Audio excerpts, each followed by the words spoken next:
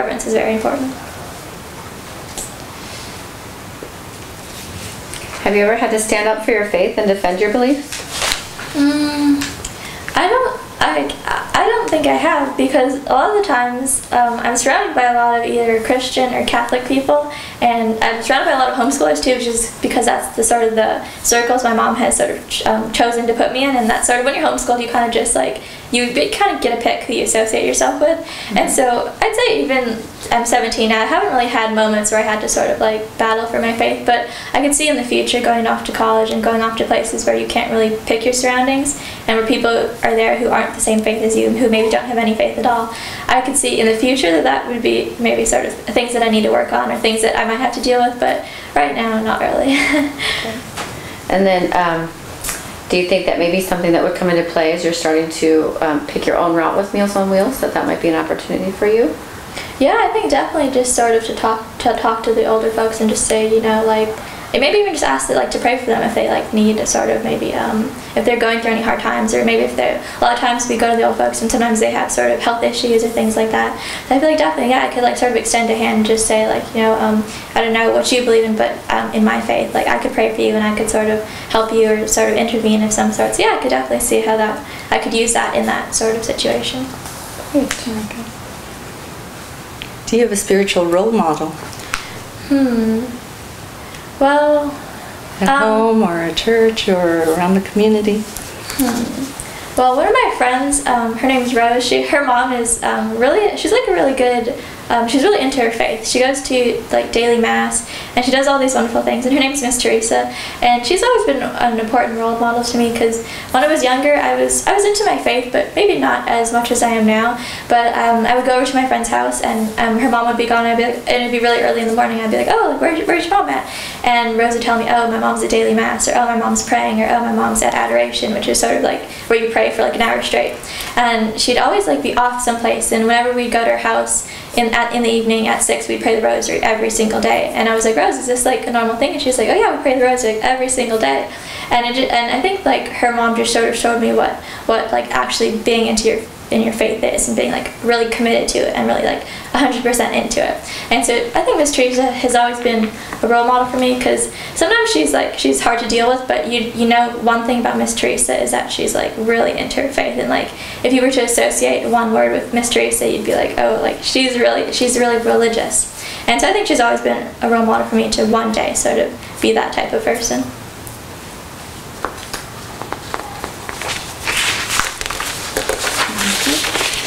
Now, why should this Board of Review approve your application for the Stars and Stripes Award? Okay. I think that this board review should approve the application because first off, everything's there. I made sure and went with signatures. I have everything approved. And at the end of the day, I worked really hard on this project. I first off did the project itself. It was really huge, 100 hours, and all this sort of all the work into it before was a lot. You had to call, you had to organize, email, all these different things. And so it's definitely a big task, and I think I've done a good job of sort of handling it, a good job of finishing it off, and I've done everything that's required, and I feel like I've answered the questions sufficiently. So I think at the end of the day that I should receive a yes to this Board of Review. And if we were to honor you as a Stars and Stripes recipient, what responsibilities go along with that honor? I think even just being an AHD girl in general, like there's already the responsibility of sort of just being respectful and being like a good person, a person of God. And so with the Stars and Stripes on top of it, I'd see that sort of definitely stepped up the fact that like you've received this huge honor, you've received this sort of this medal that's saying, oh yeah, you've done all these wonderful things. So I feel like I'll feel very sort of, I need to be a really good role model to the younger AHD girls and just everyone in general. Just the fact that like this is a big thing, and so I need to sort of just like be that light for the community and just sort of be respectful and use the things I've learned from the project, from AHG in general, and just sort of like continue those on. Don't just like after this is done just be like, okay, I'm done, like being respectful. Like no, that's not how it works. So I think I'm just gonna have to continue on and just continue to grow in all the in the creed and the oath and all these different sort of live rituals. it out. Yeah, and live it out. Will others expect more from you now that you are a Stars and Stripes recipient? Yeah, I think so. My mom will probably be like, well, Bella, you got your Stars and Stripes, so you got to show all these things. Yeah. But I think definitely, I think even I could see how the younger girls, they could sort of look to me as like, wow, she's got that badge, so she must have done a lot of work. She must have like, put in a lot of effort to this. So I could see how there's definitely like another level of sort of just way I need to act and just way I need to sort of be where I need to be. So yeah, I think that the levels have definitely sort of like increased as you get older in AHD. Right. Being an example of having gone through this, you can also show them that it can be done. When did you decide to strive for the Stars and Stripes? Have you always known, or did you? I think it's always been something I wanted to work for, because I feel like if you're in any sort of group, like there should be some sort of like end all thing you do, some sort of big sort of last hurrah. And so previous to this, I was in, like when I was younger, I was in Girl Scouts, and I had my heart set on getting a gold. So I always like have goals in mind and sort of set those, because if you don't really have a goal, then there's not really a point in doing something. And so I don't think my first year in AHD I really thought about that, but my first year in AHD I didn't really know about Stars and Stripes, and everything was sort of new because it was like everything was really neat for AHD. But by the time I became a page, I think my last year being a pioneer, I decided that I wanted to do it. I was like, this is a big project. This is sort of going to be the final last thing I do, so I'm gonna do it.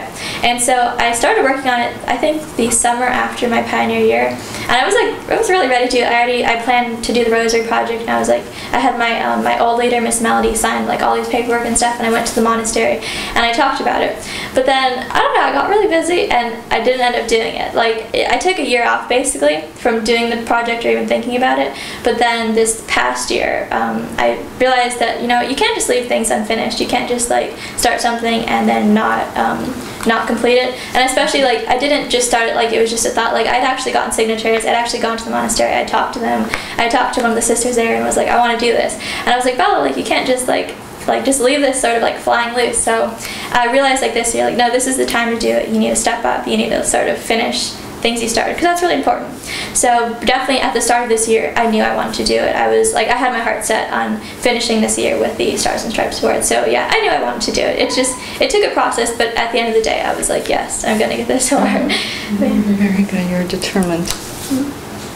25 years from now, you run into a Stars and Stripes recipient. You are chatting about your experience. What is one experience you would share? I think I would share first off I'd ask the person about their project, like what did you do, or like how did it go. But then I'd probably tell her about my project and just sort of, I think a lot of times projects, they require a lot of planning and things like that. So I'll probably just like tell her about how what kind of planning it went into sort of doing my project. I think I like to think ahead, and I like to think of sort of issues that might come up. And so like a few things that I thought of before the project even started was the fact that the monastery is kind of like not hard, like I guess it's hard to get to, but it's like it's hard to know how to get there. Basically it's like there's like this high school, and then there's like this dirt road that's immediately after the high school, and so if you haven't been to the monastery before, you're really not going to know that it's there. And it's like basically like on this really long dirt road. So I thought ahead, and I made these really bright like neon green signs that said Bella's project this way and all these things. And then when you got to the project, I made sure to have sort of these little rulers to show people like how to dig, and like I had little like blueprints to show them like, okay, this is what it's going to look like, and things like that. So I'd just probably tell her that like whenever you're planning things, it's important to think ahead and think of things that could possibly go wrong. And so I'd be like, oh, this is like what I thought of, and just tell her like my insight on that. But yeah.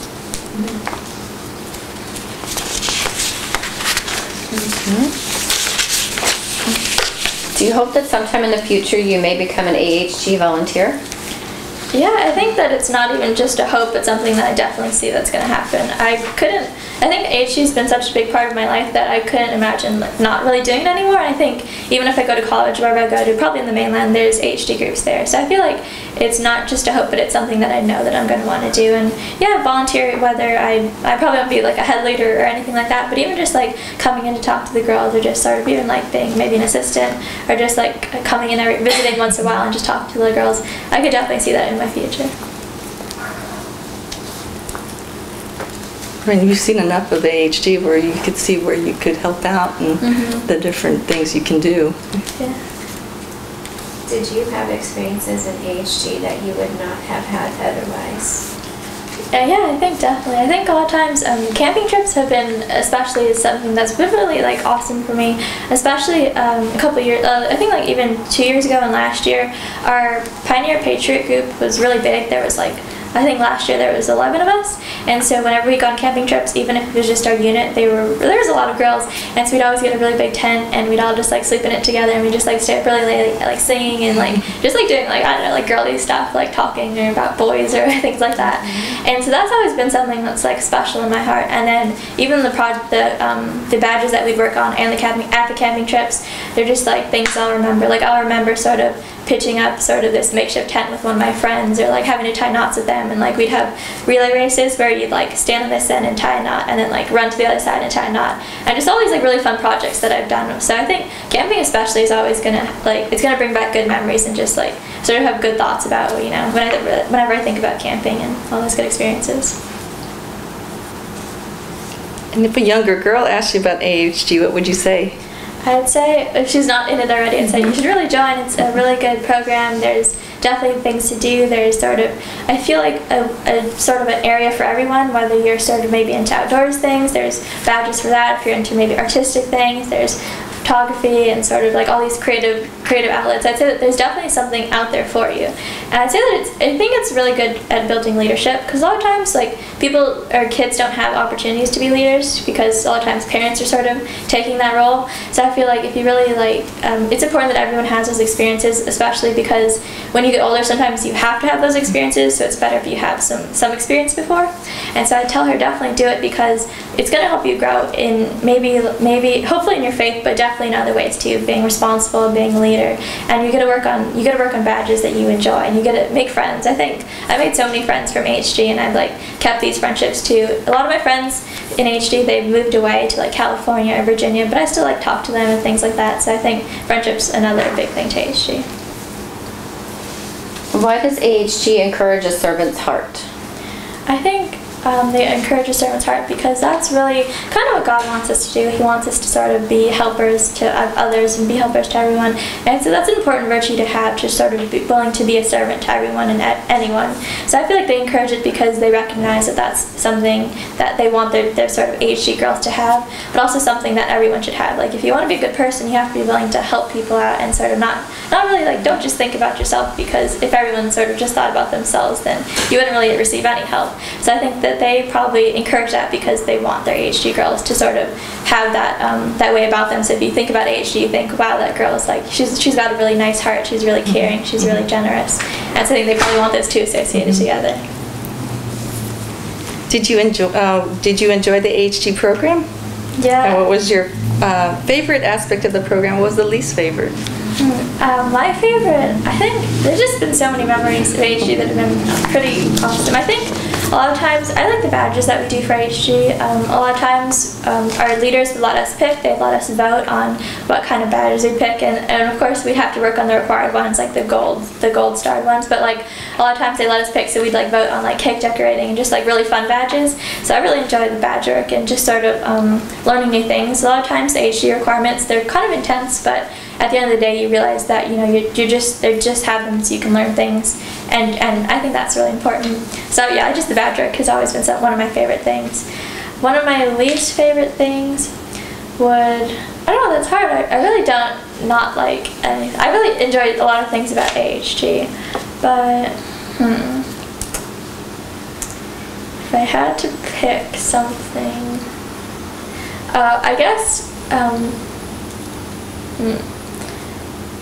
one time for AHG, part of the camping badge, you have to like camp in the wilderness for like a night, and I just didn't really like that because that was something you had to do, and it was like a requirement, and you had to like go, like basically you had to go on a hike and like bring all your stuff with you, and bring all your tent and bring all your food, and then stay there overnight like all alone, and then you had to pack everything up and walk back. And I mean, I like camping, but not really that intensely, so if I had to pick one thing, it's probably just like I didn't really like doing that requirement.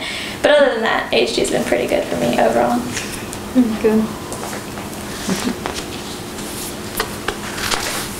Okay, what two adults have influenced you most in your life, and in what way?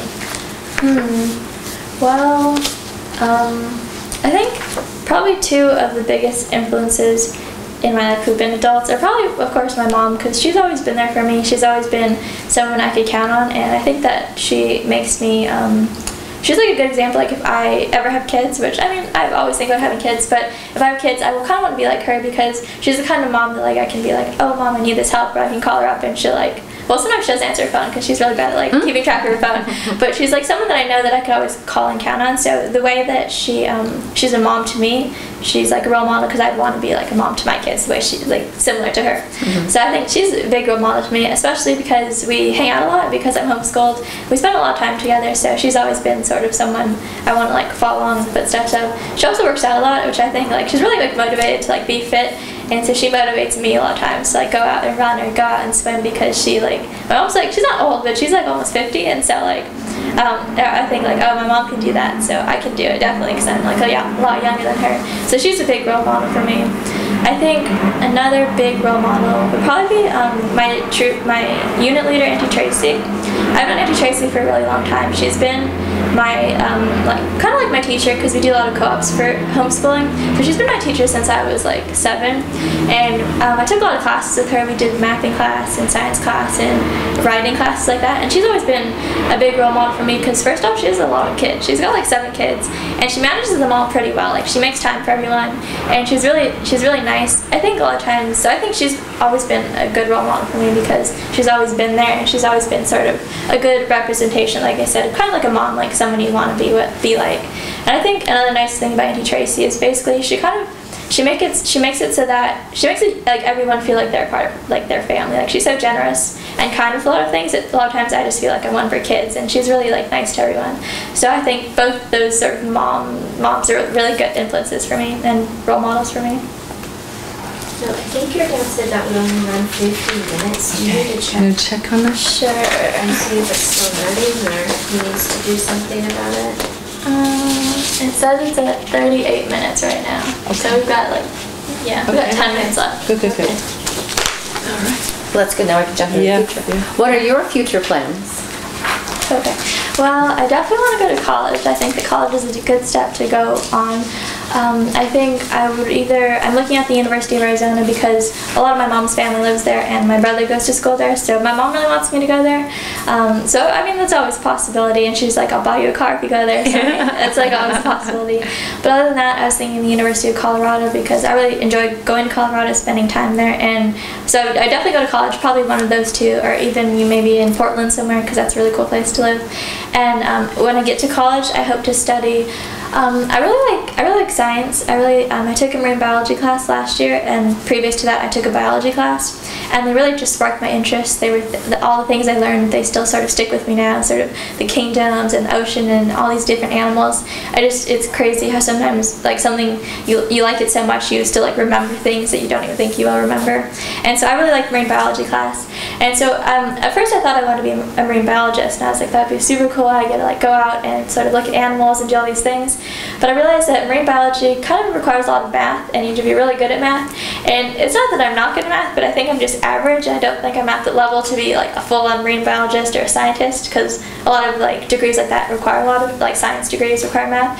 And so I realized, I talked to one of my employer, my lifeguard. I lifeguard, and so we were talking about it, and she was telling me how her daughter is studying environmental sustainability, and so basically her daughter sort of wants to help the like the animals and the ocean and things like that, and so she's studying ways to sort of be sustainable and sort of like educate other people and sort of ways to make life more sustainable. So I think that that's something I would want, that's like a major I'd want to study in college, because I think sustainability is cool, and I think it would still allow me to be outdoors and allow me to sort of work with animals and the ocean and plants and things like that, but it wouldn't require math, because I'm really not good at math. So yeah, I think I would study environmental sustainability.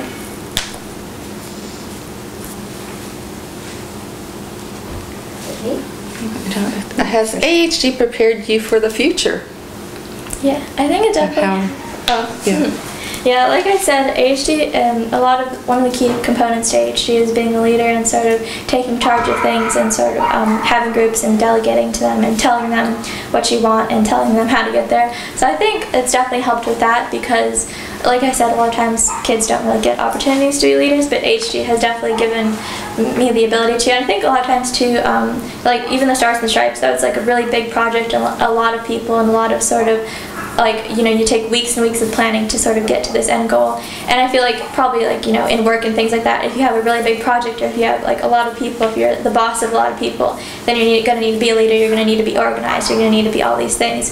And so I think HG has helped me because it's given me opportunities to do that, like with Stars and Stripes, and like even with badges. So I think it's definitely been helpful because I get opportunities that maybe not every kid gets to have.